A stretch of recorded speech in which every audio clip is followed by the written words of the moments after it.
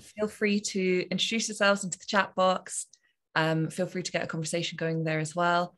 In a moment, I'll be handing over, as I'm sure you've read about, as you chose to join this webinar. Today we'll be hearing about the work that went behind our latest publication of the guidelines for food growing in camps and settlements using greywater and rainwater.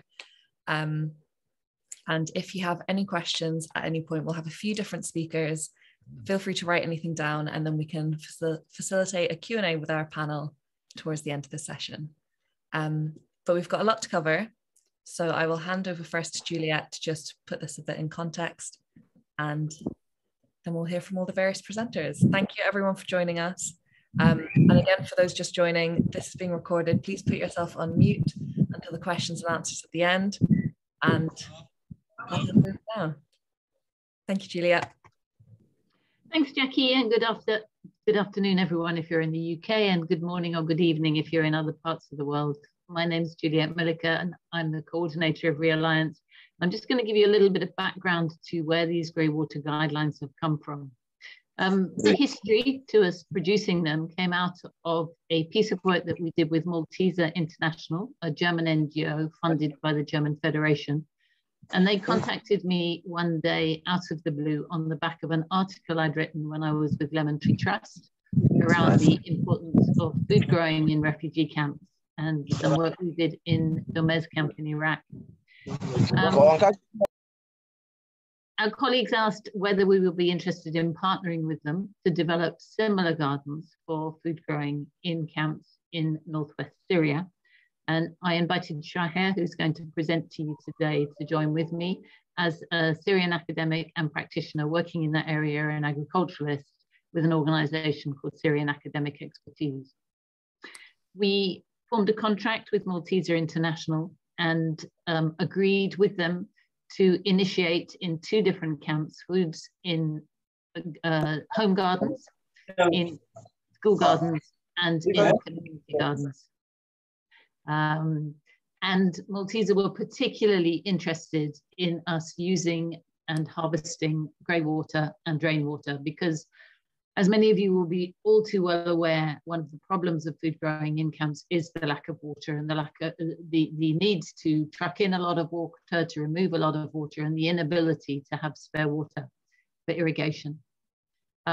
So while Shaher is going to talk to you about the project and about how he initiated the gardens and the experience of gardening, we were looking all the way through it to the ways in which we might harvest rainwater and reuse greywater, the guidelines around that, the safety concerns around that, and the cultural feelings around using water that had been used before.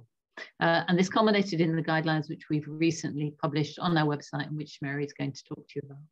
So that's where this project has come from. We're moving on to look at constructing guidelines for other ways of working in refugee camps and in settlements, and you'll hear more about that shortly. Great, thank you, and wonderful to be here. Really nice to see people. So I'm just going to give a quick sort of introduction to the guidelines, and you'll see more detail following later. But for me, when I was asked to support the development of these guidelines, I wanted to start by asking, when is it worthwhile? I come at things from a sort of a pragmatic perspective. And I think the question is, you start with, what do you actually want to grow? What crops do you want to grow? And think about your growing seasons. And needless to say, I think we're all conscious that climate change is disrupting seasons as well. So we need to think about that. And then once we got an idea of what we would like to grow, then we can think about the quantity of water we might need to get hold of in order to be able to support what we want to grow. So thinking about whether it is feasible, permissible, and acceptable. And I think in the context of any settlement, a temporary settlement or a permanent settlement, we need to think about the extent to which there is pipe water or water for hand pumps, and how is it free, is it cheap, or is there a water shortage, which invariably there is in a refugee camp and an IDP camp. But I think that's a good starting point, the extent to which you can or can't get piped water or well water. If you can't, or it's very limited, then grey water, and in the rainy season, water harvesting is really important secondary source that you can supplement whatever pipe water is available. So the great thing about grey water is wherever there are people, there will be washing and there'll be grey water generated. So it's available year round in that sense. Obviously, rainwater is seasonal. So we need to think about the availability of water at different times. So estimating the value of the extra water collected. And then I think there is a question to also ask ourselves: when there's infrastructure, the pipes and the fittings and so forth to harvest rainwater, or to collect and do some filtration, simple treatment of the grey water, who is expected to pay? Is it going to be an agency, or will it be households? This will have a bearing. Obviously, household budgets will be very limited or non-existent in effect. So the extent to which you can undertake this will depend upon. And then I think the final overall comment I would say is, build a demonstration system to prove it works and to cost it. And in that sense, you can find your early adopters, your creative people in the community who might already be doing something, and work with them and use that to actually promote ideas. Let's just move briefly on to the next slide, please, Jackie. Let's see if we can get the next slide up.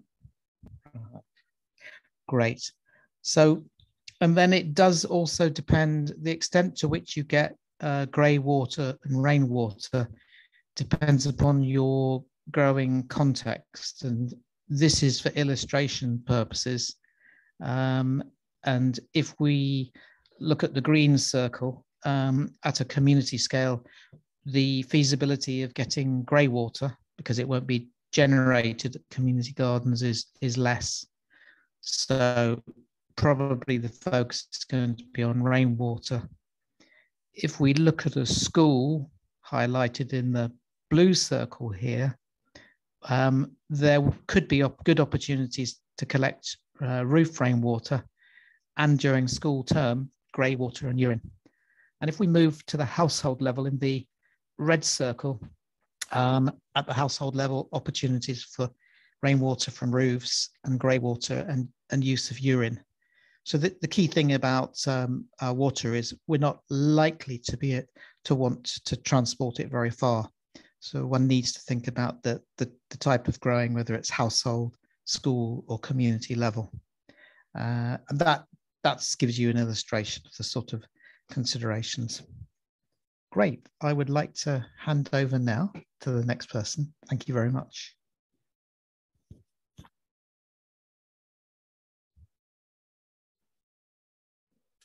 So our next presenter is Mary, if you're... Hello everyone, yes, I'm here. Just to introduce myself, I work with Realliance, and on this project I was mainly a researcher, so looking at this in theory and pulling together all the disparate sources of knowledge we had, and getting advice from people like Richard and Shahar, who actually worked in the Syrian camps applying this. Just to start, just a background question around why produce guidelines. Well, firstly, there was an identified need. From multiple sources, it seems to be a great idea to harvest rainwater and to use grey water, but the details seem to be lacking. There are current guidelines around using grey water, especially for irrigating crops. The World Health Organization has some, but these were much more general, and we were looking specifically in camps. The LSE, we've had a student report recently written looking at the literature available on on using regenerative principles within camps, and they identified that there is wide-ranging support for reusing greywater and harvesting rainwater, but again, gaps in the practical application of that. So we decided to produce guidelines from two aspects. One, a longer guideline for INGOs and NGOs to use in working with communities. And then we've also produced a shorter guide in collaboration with Soils Lebanon for household use within camps and settlements. And this is both in English and in Arabic. And there are links at the end of this talk if you'd like to access those. Both are available on our website. So we've gone for a top-down and bottom-up approach, but I will be looking specifically at the longer guidelines for INGOs and NGOs to use. Next slide, please, Jackie. Just looking briefly at the benefits and the need for this. So populations in IDP and refugee settlements are increasing, and stays can be protracted. So this business of actually putting down roots and having meaningful activity, producing food, which has health and well-being benefits, improved nutrition, and then the psychological and social benefits of having meaningful activity. There are environmental and health benefits from creating green spaces, which enrich the soil. They increase biodiversity, and they hold water in the ground, which reduces standing water, which can be a problem in its own right. And water reuse can also reduce the amount of water that needs to be taken away and treated, the amount of water going to the black water sources. But with this, there's also increased water scarcity, extreme temperatures, droughts and floods, and the high cost of water supplies in camps, which creates the need for growing with minimal water and harvesting grey and rainwater.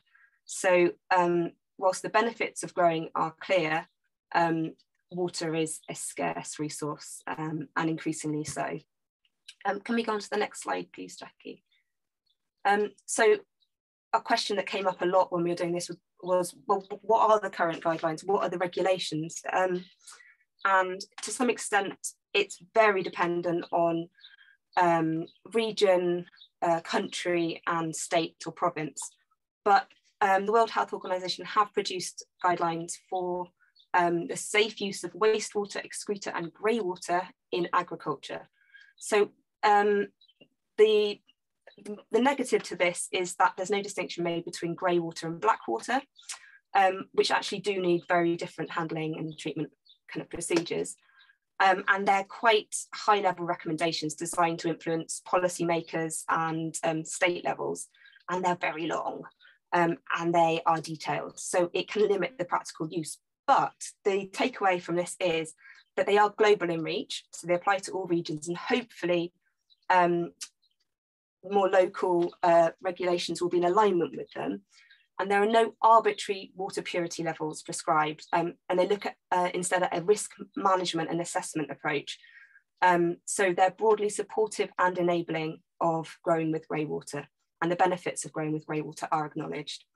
And just a quick quote that kind of sums up the approach we've taken in our guidelines, which is that simple treatment techniques such as soil infiltration, gravel filters, and constructed wetlands or ponds may result in a level of pathogen reduction meeting health-based targets. So this idea of simple treatment techniques, we wanted the guidelines to be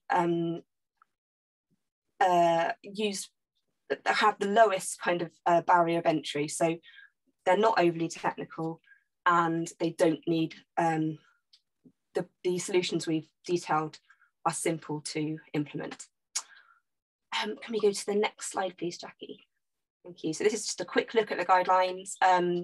It's broken down into 7 categories. We won't be going through all of them today, but they are identifying water sources, planning what to grow, assessing water needs, greywater, rainwater harvesting, minimising losses and increasing yields, and mobilising communities. And just linking back to what Richard said earlier, which is that the growing and the water reuse are one and the same. We can't separate them, because the water is being used to grow the vegetables. So what you grow is important, how you grow it, and the soil you grow it in is important. These can't be kind of extracted from each other, which is why they're all in there. Next slide, please, Jackie. slightly repeating what Richard has said, but just this idea of mapping water sources from the beginning. If you're doing larger community scale projects, it's good to do this early on in camp construction, which isn't always possible, but retrofitting afterwards can be more complicated. So if you can design this in from an early stage and integrate drainage systems, then that's better. Generally, water harvesting isn't usually the only source of water for irrigating crops. It's hard to do it solely on greywater and rainwater. So looking at it as a kind of a part of different options, and you've got piped potable water, non-potable water sources, standing water and urine. All of these can form part of the picture, but you need to not overexploit them and be kind of realistic about how much you've got of each and how expensive it would be to use it. Next slide, please, Jackie. So just planning what to grow. With water scarcity, different crops need different amounts of water to survive. And the FAO has some nice resources around what different crops need. These are indicative figures. So, I mean, the best thing to do would be to talk to somebody that has experience in growing in the region about what is realistic to grow. But, you know, this can be part of the picture too. And just a quick glance at the table on the right shows you that everything's compared to the amount of water grass growing wild in any specific climate would be. So grass growing wild being watered by rain, crops such as carrots, crucifers, lettuce, melons, onions, peanuts, peppers, spinach, tea, cacao, coffee, and fruit trees, they all need the same amount of water. And then less than that are things like cucumber, radish, and squash, and then less than that again, citrus, olives, and grapes. So it's these three kind of sections that would be preferable to grow in, and then things that need more water than that are listed below, and you'd plant those sparingly if you've got limited water. And just a quick reiteration of the importance of soil. Different soils hold different amounts of water, and treating soil with compost helps it hold more. Sandy soils are great for allowing grey water to infiltrate through, but they don't hold water very well, whereas clayey soils will clog pipes.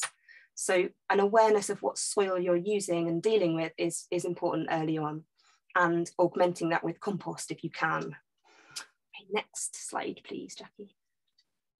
So just looking at grey water now. Grey water covers all water that's collected from the kitchen, bathroom sinks, and water for washing vegetables, pans, clothes, hair, and people. So it's quite a wide-ranging amount, but it's this is looking at it from a household perspective now. It is most easily collected from household for home gardens, but it can be collected on a larger scale from community use buildings. And direct water subsurface towards the roots of plants and not the leaves, both to avoid crop contamination and to reduce water losses through evaporation. And grey water should be used within 24 hours and not stored longer than this if you're directly applying it, because over time organic particles in grey water can break down, turning the water septic and foul smelling. So just these last 2 points are kind of the general approach we used at household level, which is directly applying strained grey water subsurface and you not storing it. So those two together form a kind of a pattern that you can use at a household level, just collecting your grey water and directing it to the roots of the crop and not storing it. It's quite a simple message that most people can apply. Okay, next slide, please, Jackie. So the question that comes up a lot is it safe for people and plants to use grey water to grow food? Well, there's no evidence that plants uptake any of the biological pathogens from grey water, and grey water can contain beneficial nutrients useful for plant growth. So grey water can be good for plants and they don't uptake pathogens. But water should be applied subsurface at the roots of the crops and not sprinkled or splashed over the edible plant leaves and fruit. And peeling, washing in clean water and cooking foods removes and kills pathogens that might be present on their surface. And in areas where soaps and detergents are used extensively, grey water should be interspersed or diluted with rain or tap water. Direct skin contact with grey water should be minimised, so rinsing with clean water is advised if you do get it onto you. Next slide, please, Jackie. And water to avoid is don't use water with traces of faeces. So laundry water used to wash babies' nappies, for example, and don't use water from medical centres, that could be contaminated. Don't use water that contains harsh chemicals, so bleach, hair dye, stain removers, that's going to damage plants. And in stronger concentrations, common products that are used are things like powdered detergents, chlorine bleach, and products with boron, borax, salt, sodium, or sodium components. Quite a lot of reports I saw over time showed soil building up salts and salinating the soil from powdered detergents. So if this is the case, if this is what people are using, it's good to intersperse with rainwater or piped water just to wash that through. Okay, next slide, please, Jackie. And there are some plants that have been found to produce more in grey water than in tap water. So tomatoes and peppers seem to benefit, as well as fruit trees, bushes, cucumbers, and melons. Herbs don't do so well. So herbs rarely tolerate grey water. And if you use salad vegetables, you should take care not to let the grey water come into contact with the leaves. So care taken with salads, but tomatoes and peppers are great to grow. Okay, next slide, please. So when to filter and strain and when to just directly apply. So water from bathroom sinks, showers, baths can be collected in a bucket or diverted directly subsurface and applied directly to the soil. Water from the kitchen, so anything that's got kind of food particles and grease in it, needs straining. And you can do that through a domestic strainer or a plastic bag punched with holes, but visible particles and grease need to be taken out. You can make a simple grey water filter with a container filled with sand and gravel, and in the guidelines there's more detailed drawings of this and resources around this. Next slide, please. So grey water can be poured from containers directly onto mulch pits and mulched soils. So mulch is just a fine layer of organic things like leaves or cardboard put down on top of the soil to cover it. So applying water below or through mulch. Tower gardens and sack gardens, again, there's drawings of these in the guidelines.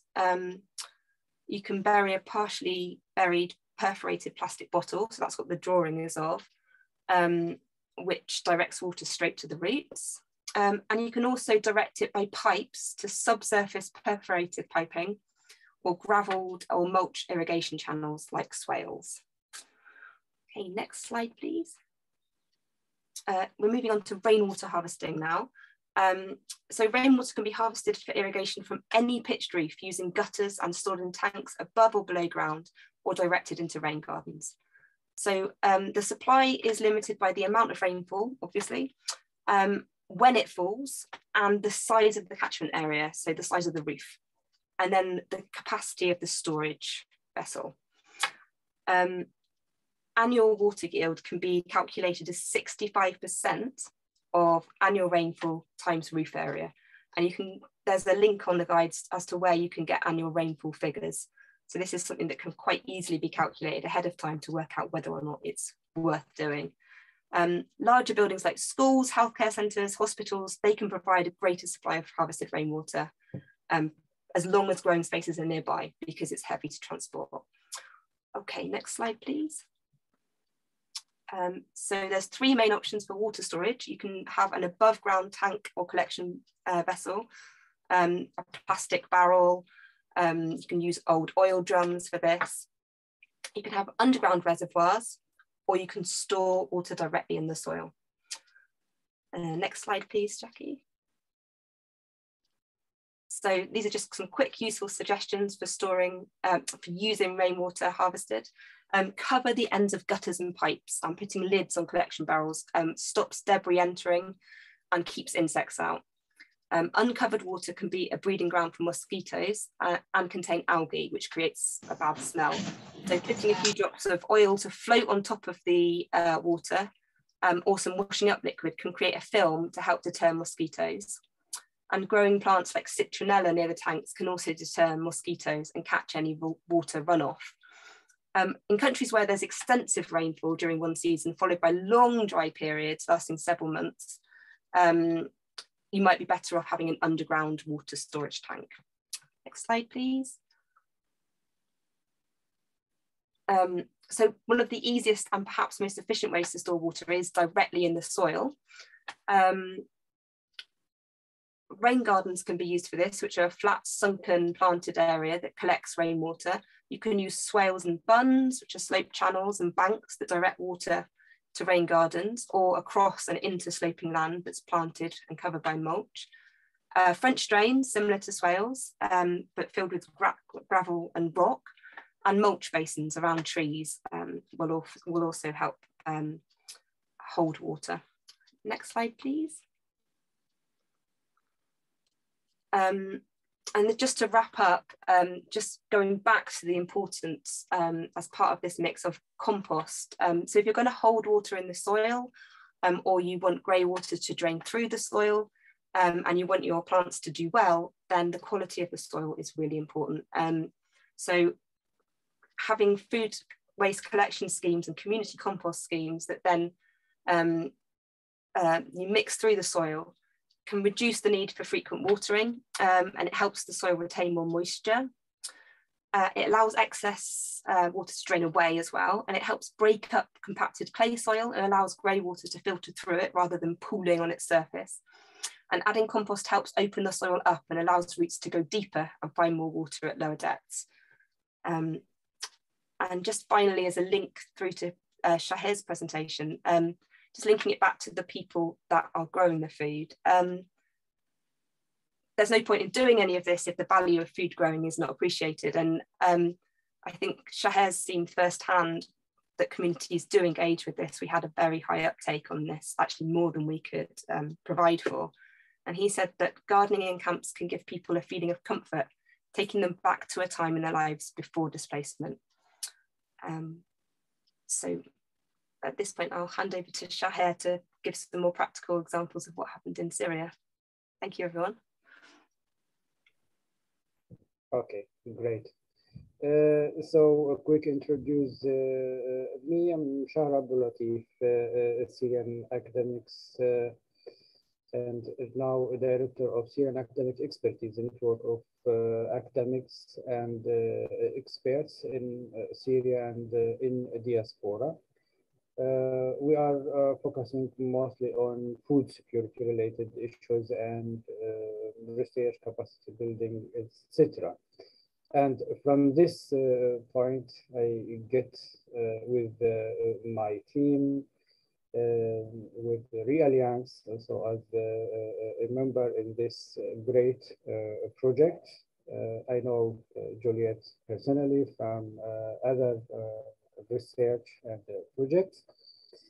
To be honest, when I heard for the first time about this project, I said, okay, let me think about this. We use the principles, the methods of regenerative approach, but I didn't know that this called regenerative approach.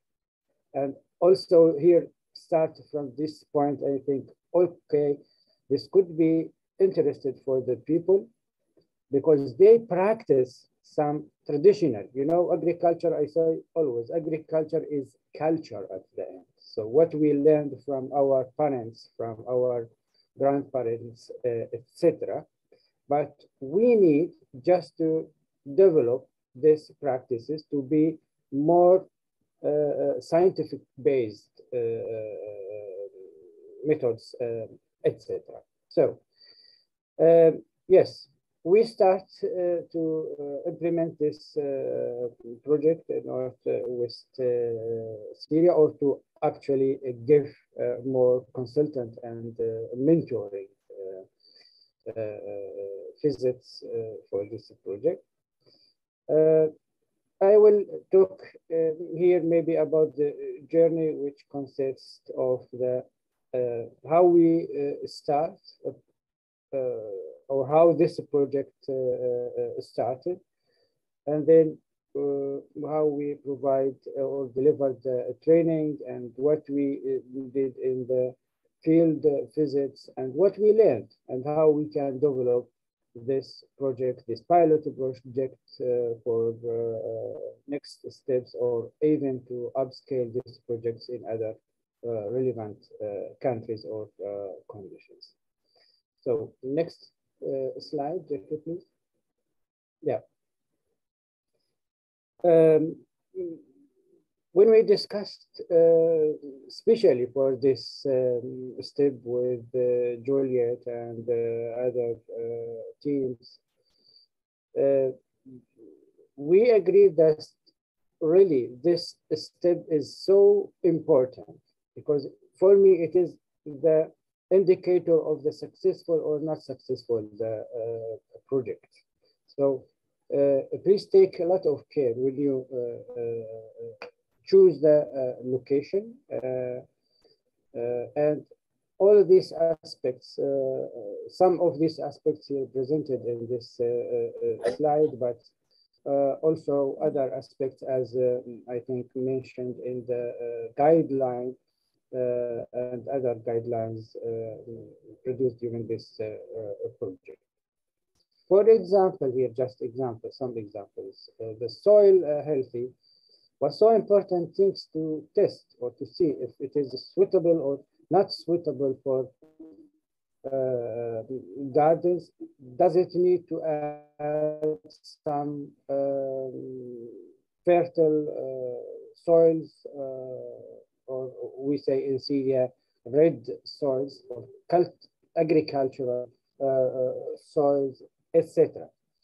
And really we find this, the project implemented in 2 sites. One site doesn't need to add any additional soil, but the other one was necessary to add the soil before starting, because the soil was very, very poor, and it is not so suitable to cultivate plants. The other thing also to consider the water resources. We are talking about greywater and rainwater harvest, etc., as the sources of irrigation water. But I think in any way, or at least in Northwest Syria, it is not enough, to depend fully on greywater or rain water. I will explain why later. So it should be, then you should have additional source of irrigation water, and enough. And this will impact, as you will see later, the size of cultivated area. Should I cultivate, for example, 50 square meter or 100 square meter? How I should decide which size of cultivation area I should have, or even which plants. The plants also differ, as Mary presented during the guideline. There are some vegetables need a lot of water, and some vegetables need less water, etc. Also, the season, should I also consider in which season I should cultivate these plants? For example, in winter, there are a lot of resources of water that you can cultivate, or more space, but also plants that need a lot of water. But in summer, this is the critical season. So we should really be care about how many plants, how many square meter, and which plants we plant. Also, the other things, as you see here in the picture, we should consider all the environment in the location to know which plants are used to be planted or cultivated in this area.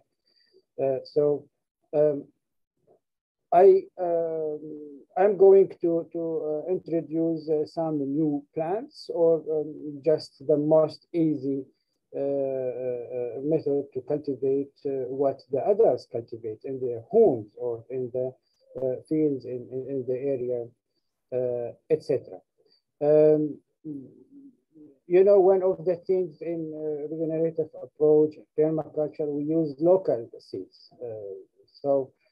Are these local seeds available in this location or not?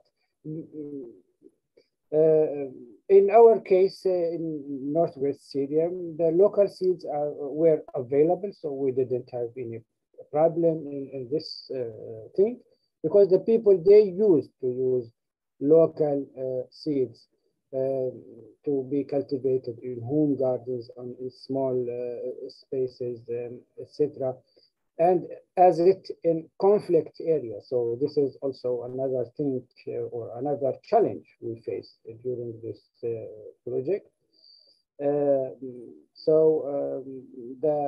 fertilizers or the people or the farmers, they used to avoid high expensive inputs, like, you know, hybrid seeds and fertilizers, etc. This was a good point for us when we say, look, you can produce your food for your family in very, very low costs, was something very positive in this situation. Another things, the participants, the potential participants' background was also very important as a pilot project, you know, to include or involve people with the background on agriculture, their willingness to work, to learn also. This is something important. And actually here to say that most of Syrians are farmers or coming from rural areas. Even those people, they forced to displaced to another places. So they know the importance of home gardens, but they lost in some cases, in most cases, especially in camps, the access to land or to the even very small tools. Next slide, please. Yeah, so for the, and then after assessing, after evaluating the sites, we delivered a training course of 4 to 5 days, extensive training course to say. And as you see here, we deal with 2 groups. So in the school gardens, we